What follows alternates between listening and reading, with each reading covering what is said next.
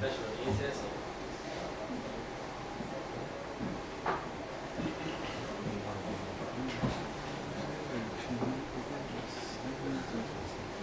Esse era mais simbólico, eu diria.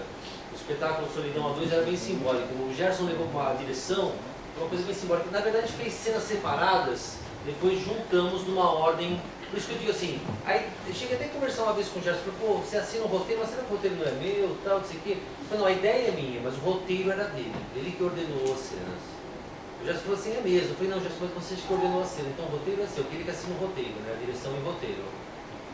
Então foi um espetáculo bem simbólico e bem retalhado, não tem uma construção linear. Fizemos várias cenas, depois, pela necessidade e a urgência, a gente juntou um pouco as cenas como deveríamos, né? Como ele achou que tinha que ter uma sequência no trabalho. A diferença assim, de um trabalho feito assim é que ação é ação, não é movimento.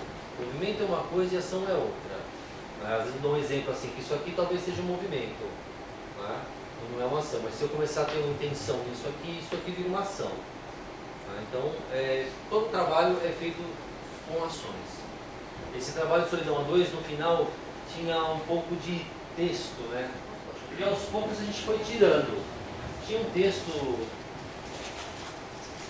O Gerson pegou alguns trechos de Nelson Rodrigues e algumas coisas e falava aleatoriamente sem sentido. E as pessoas vinham e falavam, poxa, não tem necessidade daquele texto no final, era só no final, no momento. E aos poucos a gente foi tirando o texto, assim, mas era assim, só por bobeira mesmo, só por, sabe, texto mesmo, repetia, falava, repetia o mesmo texto várias vezes. E com né, o passar do espetáculo a gente foi tirando até não ter nada mesmo no final. Porque eu falava, nada eram 2 minutos de texto no final de um espetáculo de 1 hora. Em média os espetáculos de 1 hora. Todos têm 1 hora, né, de duração. O verbo, ele serve como uma fonte criativa, né, de ação, para mim, né? Sempre penso num verbo para estimular a ação, um querer, né? Trabalho muito com um triângulo que eu chamo nesse trabalho, que é motivação. Eu tenho que ter uma motivação, algo que me impulsione para aquilo, né? Isso gera uma meta e algo que eu destrua, porque senão se eu conseguir fácil, quero tomar um negócio, então, né? Essa dificuldade que cria a dramaturgia, como que eu venço, né? Alguém quer destruir o mundo e outra pessoa quer salvar o mundo. Isso que dá o conflito. Se os dois quisessem destruir ou salvar o mundo, não daria nada, né? Por isso que o Schwarzenegger, não sei o quê, tem esse conflito. Então esse trabalho é sempre feito assim, uma motivação, uma meta, um objetivo e algo que atrapalhe, para você vencer. Todas as cenas, o espetáculo inteiro tem isso, né? Essa característica. Sempre com a pergunta do diretor e a resposta ativa do ator. Alex. Isso, eu tenho uma água que você falasse uma bobagem pra mim. Desculpa, alguma coisa, eu que falo bobagem, é uma linguagem minha, desculpa. Não, eu achei interessante assim, vocês filmaram, né, a peça e como funcionou bem assim, o filme. E aí eu lembrei do cinema mudo. Eu acho que assim, me lembrou o cinema mudo, né? E acho que naquela época era exercitado isso daí, né? Não sei.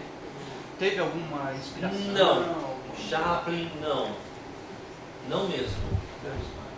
Gordo e magro, mas talvez busque um pouco mais humor, assim, acho que mais Gordo e Magro também tem uma inspiração, mas está mais cabível talvez, né? Porque eles agem mais, né? Acho que o Chaplin tinha uma coisa mais dele mesmo, né? Uma coisa mais ímpar. Então acho que tem uma característica mais de atitude. Foi onde também ele me provocou, né? Faz. Né? Dá para fazer um só de ação? Dá, faz. Fala assim, ele falou, o cinema mudo, e as pessoas geralmente acham que o cinema mudo, a grande maioria das pessoas acham que o cinema mudo se resume à comédia do Chaplin, a do Buster Keaton, ou desses todos. E não, tem o cinema mudo que tem o drama, né? Que tem peças seríssimas, cenas de dramaturgia bastante densas. Tá? E isso me lembrou esse trabalho, né? Da forma como está colocado. A interpretação do cinema mudo drama no cinema mudo, ele não tem a ação exacerbada, exteriorizada que tem a comédia. Muito pelo contrário, ela também é interiorizada. E o que acontece de diferente, eu acho um pouco aí, né, vendo, assistindo, que eu trabalho com todo esse tempo e filmando, é que o cinema mudo explicava através das tarjetas, né, dos cartazetes. E aqui eu não precisei de explicação, eu entendi a ação. Talvez eu acho que é essa a grande diferença do teu trabalho e daquilo que se fazia no cinema mudo mesmo, que é diferente. O cinema mudo explicava a ação, dando um parecer, ó, os dois se abraçaram porque os dois se amam e se lembraram que se amam. E aqui eu não precisei dessa informação, aqui me deu toda a linguagem. Acho que é essa basicamente a diferença. Acho que sim também, eu concordo aí com você. E também o cinema mudo tinha uma coisa de ritmo, né, de filmagem, então parecia às vezes um pouco mais acelerado do que o normal. O drama não. O drama não, embora tivesse, né, aquela velocidade de quadro a quadro, não tem, eu acho que aquela velocidade exagerada é da comédia mesmo, é propositada da comédia. Se você pega os Griffith da vida, os Lubitsch, esses caras, e assistir hoje, você vai ver a própria Greta Garbo, vocês vão ver que não tem essa aceleração que tem no seu comédia. É diferente mesmo. E a questão que o Alex levantou ali da mímica, como é que era isso? Porque na comédia a gente vê muito mímica e o Alex até tem hora que ele comenta do fazer para mostrar, né? Como é que é isso? No Chaplin a gente vê isso, né? Na comédia, a gente vê muito essa coisa da mímica, da pantomima. O Chaplin se baseou muito nessa coisa da pantomima, da comédia dell'arte, para realizar o Buster Keaton também. Mas a tragédia, o drama do cinema mudo não. A respeito disso, mais ou menos, em cima disso, uma coisa, eu já assisti o Solidão 2, assim, e é uma das coisas que eu falo que é uma das coisas que foi mais legais assim, de assistir. Gostei muito assim, de como aconteceu, principalmente por um setor. Eu acho que assim, você estava falando, primeiro tem que ter uma fala, quero dizer isso, quero passar isso. E ela passa, sem nenhuma fala. Sem nenhuma fala, só com o gestual, ela passa isso que você falou, você mostra, às vezes a pessoa interpretar eu e meu namorado, eu e minha mãe, mas passa o significado da coisa. E assim, eu acho que hoje em dia tem algumas coisas aí que é aquele teatro por umbigo, né? O ator sabe o que ele fez, você não tem o lufa do que ele fez, ele achou genial ali, mas também eu queria saber qual que é, se tem essa preocupação, se em algum momento vocês falam porque que nem ele falou da tarjeta, você tem muito artista plástico, assim, você vai ver uma obra de arte, o cara tinha que ser escritor, porque a tarjeta embaixo explicando o quadro dele é um sonho, nossa, pô, que lindo, você olhando pra gente não sabe nada daqui, pô, tinha que ser escritor, não pintor. E eu queria saber, assim, no processo teu, assim, se tem uma pausa para isso, como que é? Tem, porque a gente tem que, assim, eu ponho aqui assim, ó, toda ação é um momento de criatividade. Se ela não tem sentido, não. Esse último espetáculo que eu ensaiei foi o Cruzoé. Quem me dirigiu foi o Edson ali. Então, assim, eu como ator xinguei muito internamente. Não, isso não diz nada, isso não diz nada.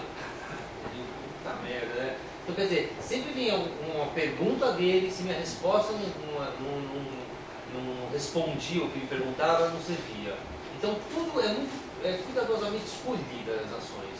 Não tem nada gratuito, porque não dá, né? É uma coisa assim que tem que ter, qualquer coçadinha, qualquer coisa tem que ter uma intenção, tem que ter uma finalidade para o espetáculo, né? E não uma finalidade para aquele momento. Se isso encaixa naquela fala no todo, aquela mensagem que a gente quer passar, né? Então aquela ação tem que estar ligada aonde eu quero chegar ali. Porque senão fica uma cena engraçada, gratuita. Não, tem que ter um porquê ali, né? Então assim, tudo tem que ter um sentido. Nada assim era meio... E a primeira vez que eu faço, é meio que improvisado. Funcionou? Repete. Aí a repetição, né, é fundamental. Mas a primeira vez tem que ser uma coisa meio que improvisada. Vem uma pergunta e eu tenho que responder. Funcionou? Repete. repete. Até a gente usar uma palavra assim, até formatar aquele momento, para a gente poder passar para outro. O único espetáculo que foi montado diferente foi o Solidão A2, que foi retalhado e depois a gente juntou as cenas. Né? No Cruzoé, que foi o último, tinha um momento que a gente falou, vamos pular essa cena, mas a gente sabia, tinha um esboço. Vamos trabalhar mais esse momento hoje e tal, sei que lá. Mas, né, tinha uma linha para chegar ali. Não sei se eu respondi. Desculpa. Em cima disso que ele está falando, você pensando aí, no processo, tá? Por exemplo, eu escutei um momento desse espetáculo, desse último que nós vimos agora, um não ou vários nãos ditos, verbalizados pela atriz. Vale? Vale. Foi a proposta do Gerson. Porque era aquela coisa que tinha algumas palavras não, que era a linguagem da criança, que a criança entende. Então estava muito ligado à criança esse momento do não. Tinha outra coisa, que eu não. Que eu tinha um medo de alguma coisa, não lembro qual era a outra palavra que tinha, que o Gerson que propôs. Né? Mas essa independe daquele texto que colocou no final. Era foi... vem, Alex? Hã? Era vem?